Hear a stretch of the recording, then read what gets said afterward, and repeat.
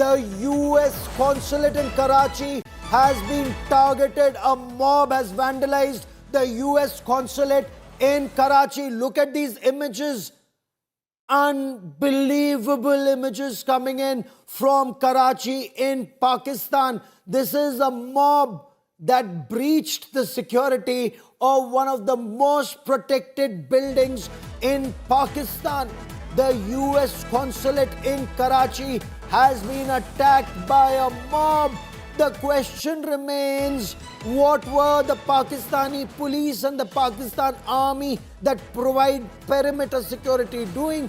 What was happening within? A large mob tries to target the US consulate, as you can see in these images, and they try to set it on fire.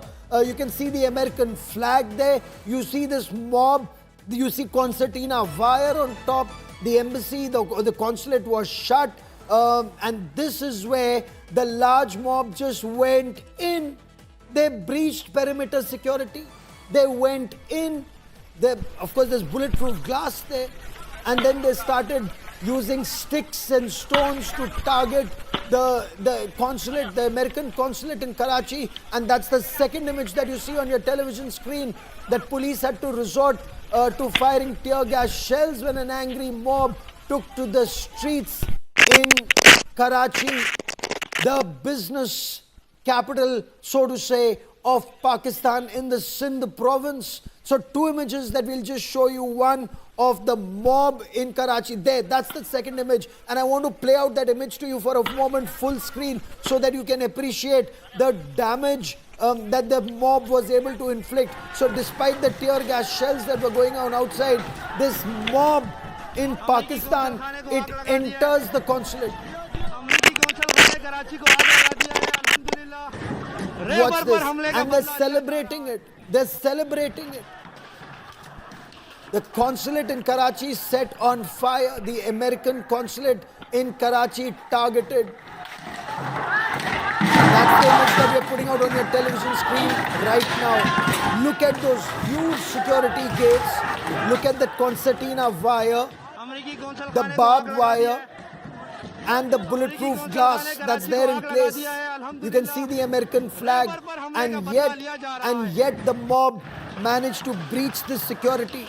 Could this have been done without the complicity of the Pakistani state, of the Pakistani police? How can an embassy be breached? This is how you see lawlessness in the United States of America. It's a huge, huge development that's taking place. The consulate in Karachi has been set on fire. An attempt was made to set the consulate in Karachi on fire. Mob breached the perimeter fence. Police outside are firing tear gas shells. You have the riot police that are present there. And despite the riot police being there, there's nothing they could do unless they just moved aside and let the mob go in and target the consulate.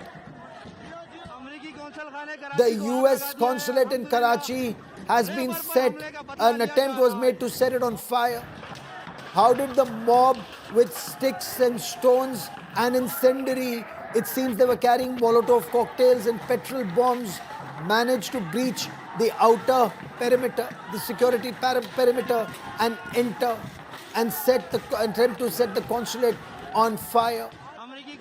Two images that you see on your television screen. And is this just the beginning of the protest that you see in different parts of the world to target, and especially the Islamic world? Countries, lawless countries like Pakistan, this is where the situation would be extremely grim.